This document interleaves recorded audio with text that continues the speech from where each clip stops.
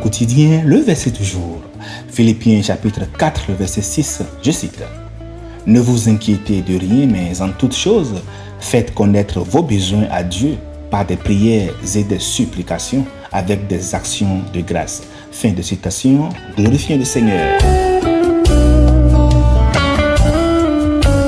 Le verset du jour nous exhorte à ne pas laisser l'anxiété gouverner notre vie, mais au contraire, le verset nous invite à faire connaître nos besoins à Dieu par la prière et l'action de grâce. Bien-aimés, dans ce verset, Paul nous offre une prescription spirituelle profonde pour gérer l'anxiété et les soucis de la vie quotidienne. Il commence par un impératif puissant. Ne vous inquiétez de rien.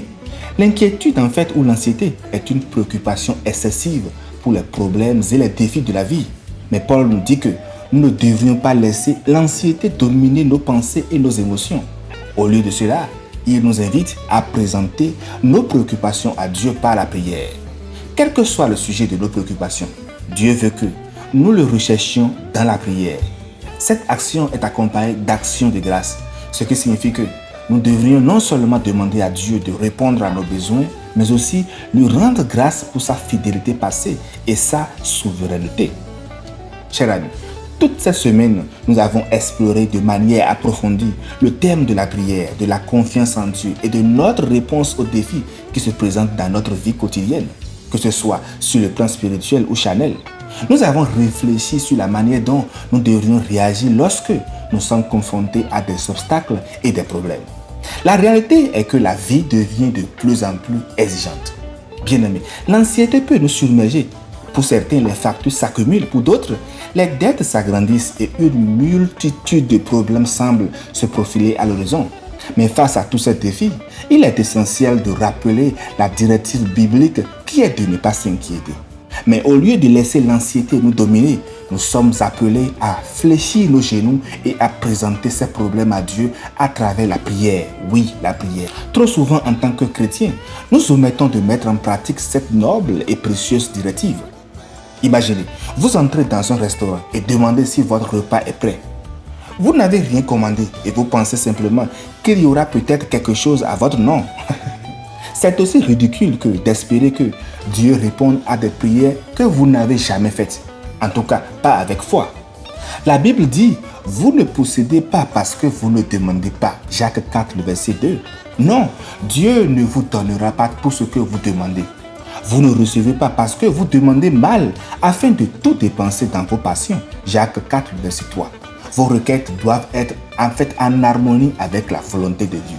Si nous demandons quelque chose selon sa volonté, il nous écoute, nous dit 1 Jean 5, le verset 14. Jérémie a dit, l'Éternel est bon pour qui espère en lui. Lamentation de Jérémie 3, le verset 25. Une prière pleine d'espoir démontre une confiance en la bonté de Dieu.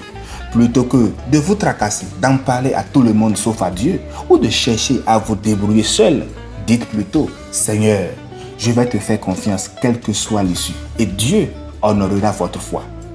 Bien-aimé, Paul écrit, demandez toujours à Dieu ce qu'il vous faut, et quand vous priez, faites vos demandes avec un cœur reconnaissant, et c'est notre verset du jour. Vous cherchez un emploi, de l'aide pour surmonter un problème, le salut pour un proche, une marche spirituelle plus riche, la guérison du corps ou du cœur, un guide. Jésus a dit, votre Père a trouvé bon de vous donner le royaume. Luc 12, le verset 32. Aujourd'hui, chers amis, je nous encourage à réfléchir sérieusement à la façon dont nous réagissons face aux défis et aux problèmes qui se dressent devant nous. Ne laissons pas l'anxiété prendre le dessus. Au lieu de cela, rappelons-nous que la prière est un puissant moyen de confier nos fardeaux à Dieu. Jésus nous invite à décharger sur lui nos soucis, car il prend soin de nous et il en est véritablement capable. 1 Pierre 5, verset 7. Et la paix de Dieu, qui surpasse toute intelligence, gardera nos cœurs et nos pensées en Jésus-Christ. Philippiens 4, le verset 7. Chers frères et chères sœurs, est-ce que tu t'es confié à ton Dieu aujourd'hui? Ne l'oublie surtout pas. Bonne méditation et que l'Éternel luise sa face sur tous. Excellent week-end dans la joie de Christ Jésus.